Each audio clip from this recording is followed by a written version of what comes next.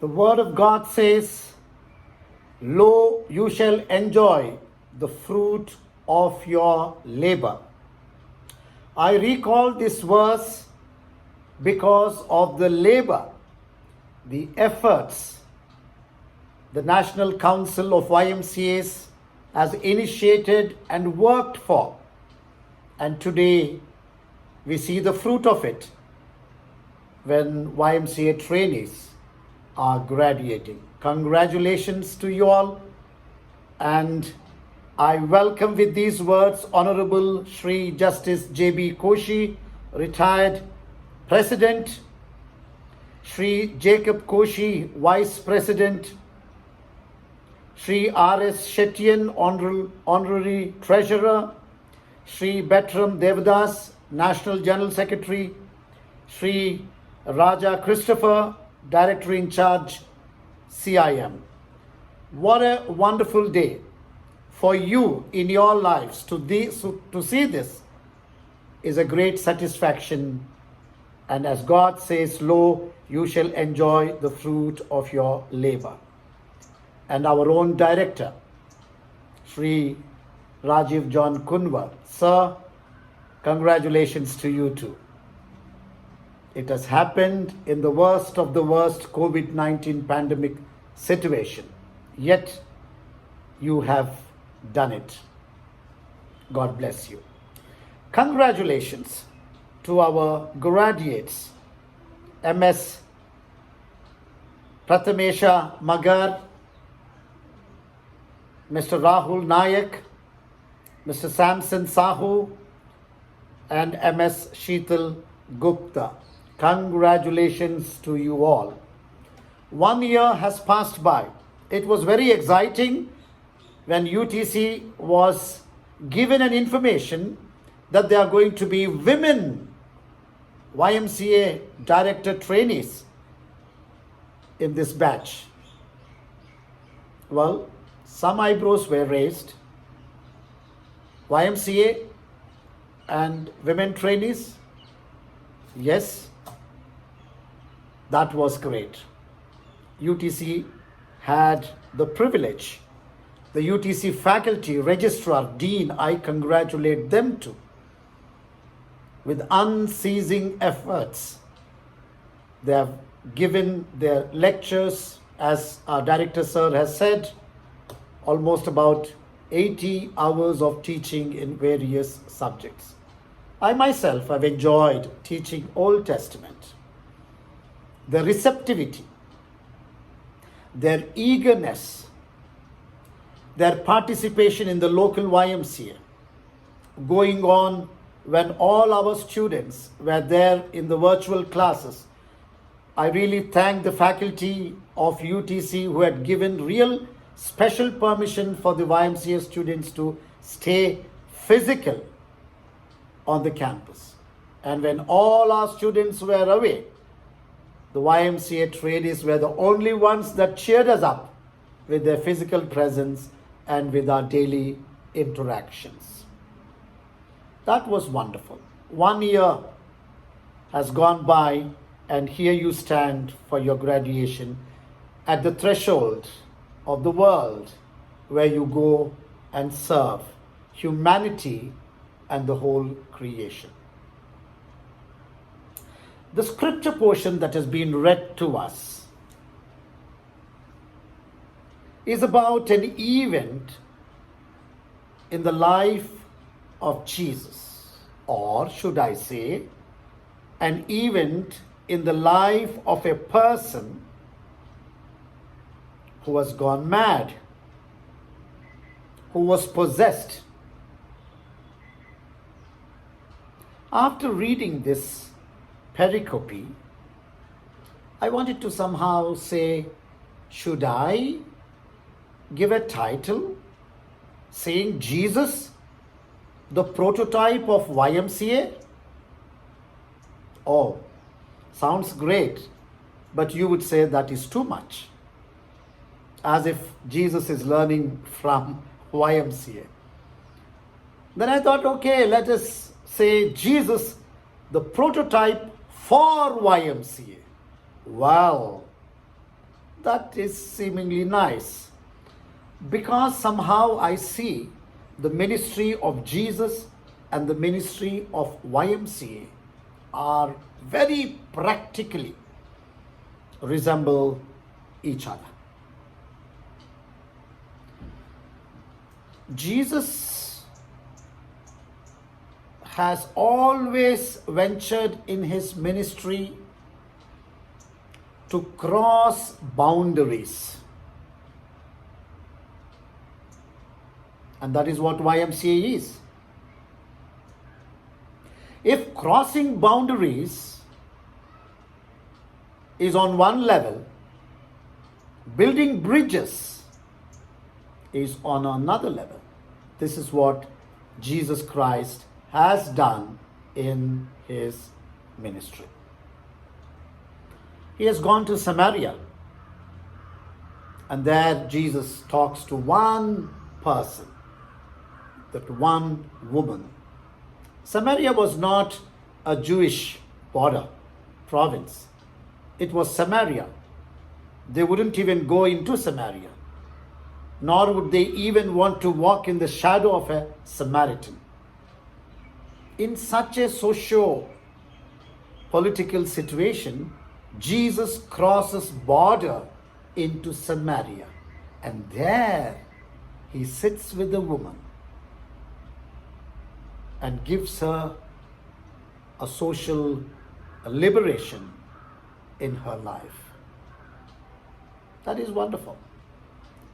Now he goes into another border, that is the Gerasenes border. You know, this area is not belonging to the Jews. This area is called to be the area of Gentiles in their language. Of course, today we don't want to use that word Gentiles, but to bring to our mind. And they had 10 cities called Decapolis. So this area, this region, is a well-developed region which is having 10 cities called Decapolis. And this man, we see in verse 27, when Jesus went forth to land, there met him out of the city a certain man. You know, I want us to take note of the word city. City. City life. City. Urbanization. Urban life. The advantages of urban life. The disadvantages of urban life. What does a city life do to a person in one's life?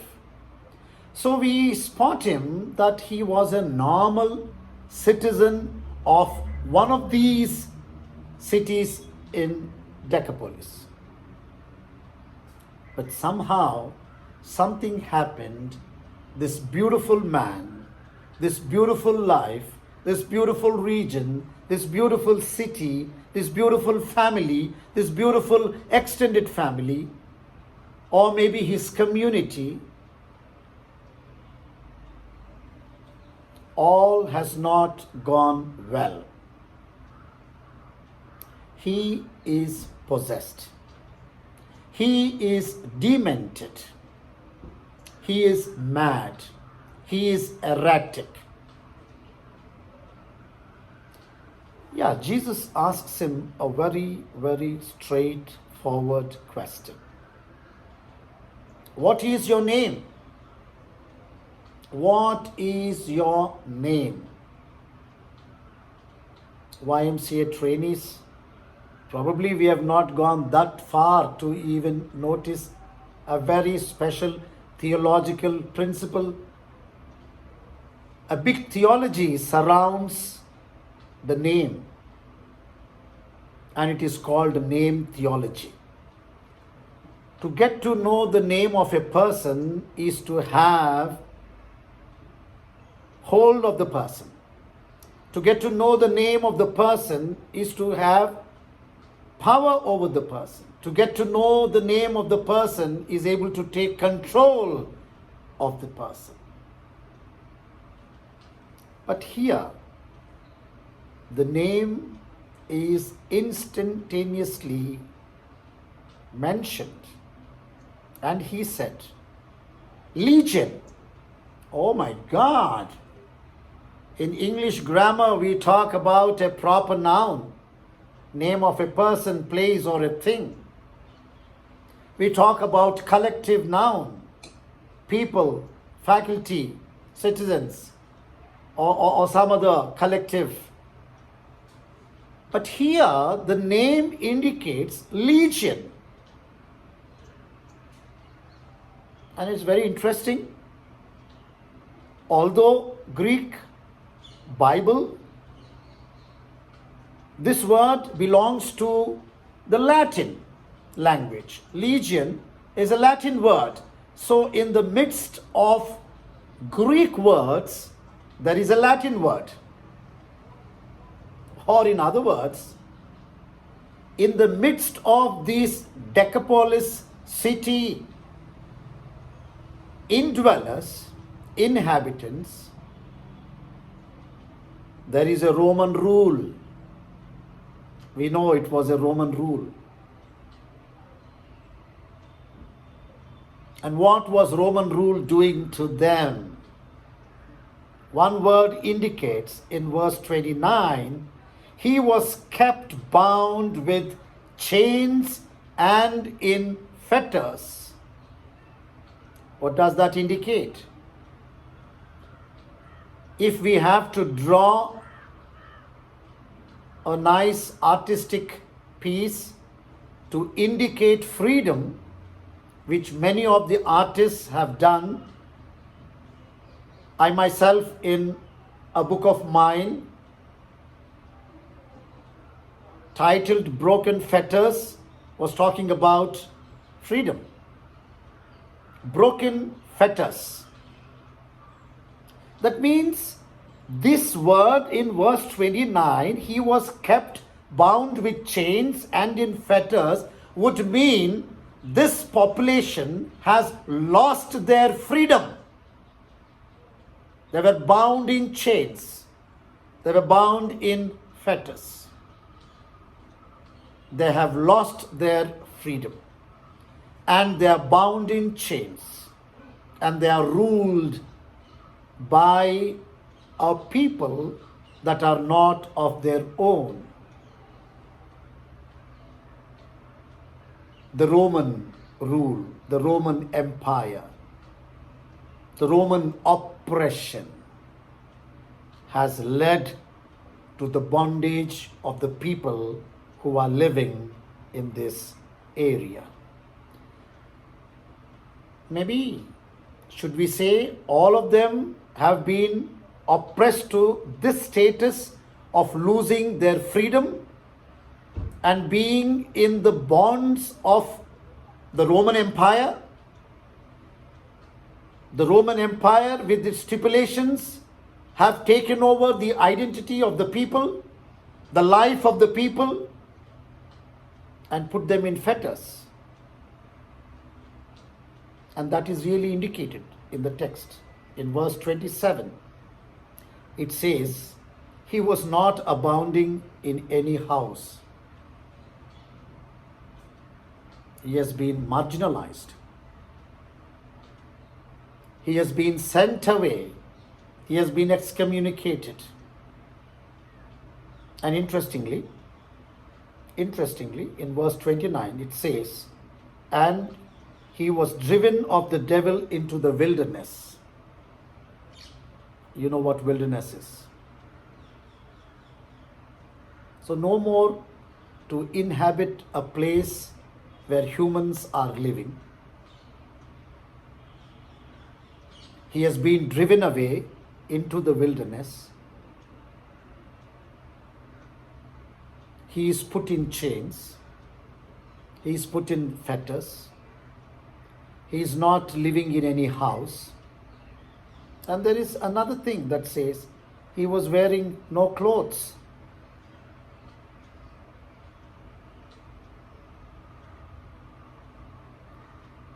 Driven away from the city, driven away from the citizenship, driven away from the house, driven away from the community, and he is now made to be naked. He does not possess anything. My dear friends, YMCA friends, I want to recall, as I said, I wanted to title this little talk, Jesus Prototype of YMCA. Oh my God, that would be too much as we thought. Jesus, the prototype for YMCA. If YMCA can be seen in the place of Jesus, and the answer of this man, Legion, to be understood how the community, the society, the people, especially in the Indian context, where caste plays a major role. Urbanization, makes a sharp distinction between the so-called civilized and the slum dwellers. How many of them do not vote because they are in the slums, because they don't have an Aadhaar card, because they don't have an voter ID. They don't have a ration card. I mean, nothing. All those who have been pushed to peripheries. And I'm glad that Pratimesha Magar, who had done a study on the street children, they are the ones. And I'm glad that Sheetal Gupta had done on the children of sex workers. They are the ones. And for the vocational, for the disabled, they are the ones. And the computer center for those who are in need, where the digital divide had put people down. So these are the perceptions. Just as the way Jesus was going into all boundaries and bringing people into the centers and building bridges. There are legion. For this man to be ostracized, there are legion of reasons. Legion is about 3,000 to 6,000 Roman army, or it has come to now be a big group, or to say many. So in other words, there are many reasons that are driving people into inhuman conditions, driving people into a status of living in deprivation. If he was not living in a house, I believe he was also not eating proper food. Deprived, poverty in one word to say. So there are thousands of factors that are pushing people into inhuman, subhuman life situations. That is where YMCA is, walking in the footsteps of Jesus, going to places. This is where Jesus went to this man. He went to this region. He went to this place. And there he is talking to the person.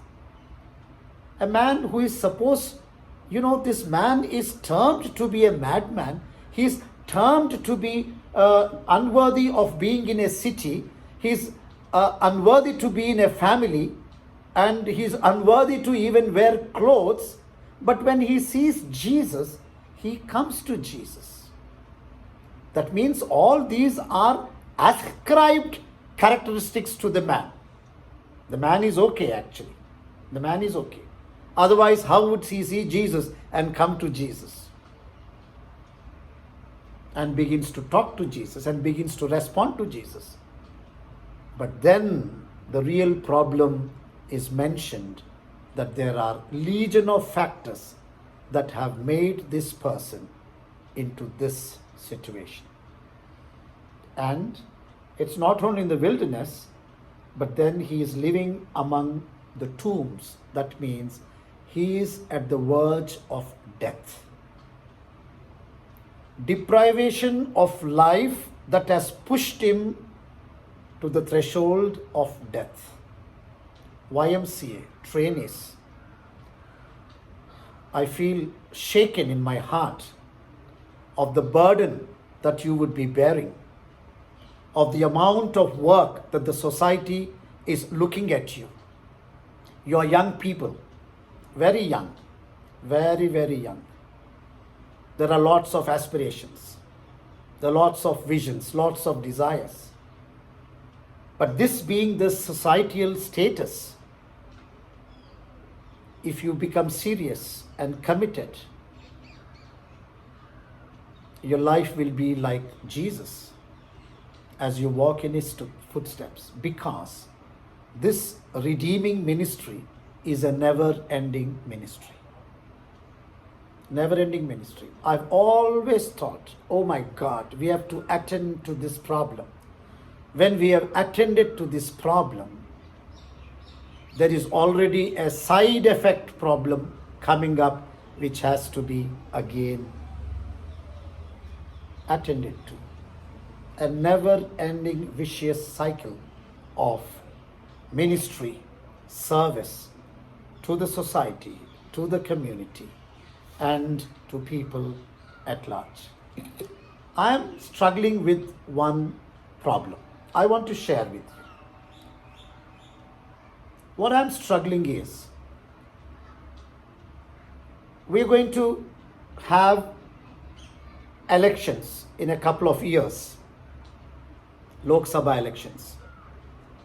And I want to tell you that how many Christian, Muslim and other people's voter list names have been removed.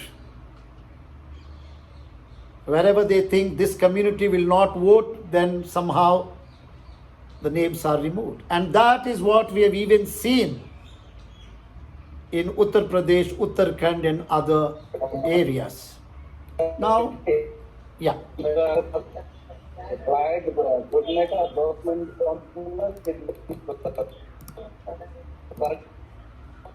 Okay. How is that this unmute is not happening for them? Could you please mute yourselves? Okay, what I mean to say is, like Jesus had open ears, open eyes, open heart, and open arms to plunge into action. I think YMCA needs to take this and see that all churches,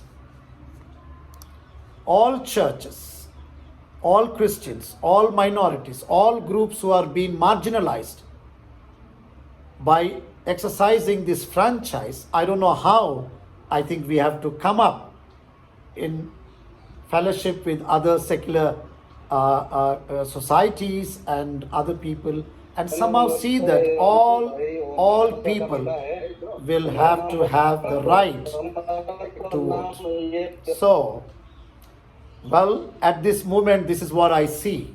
But when you go into the field, you're going to see many more issues that would invite you. When you get in there, like this man who came to Jesus, society, community, and people would come to you for their redemption. God bless you, and God be with you as you venture into this ministry. All the best, graduates. God accompany you. The Jesus who went before you may go before you and also behind you. And may you see the fruit of your labor. Thank you, and God bless you.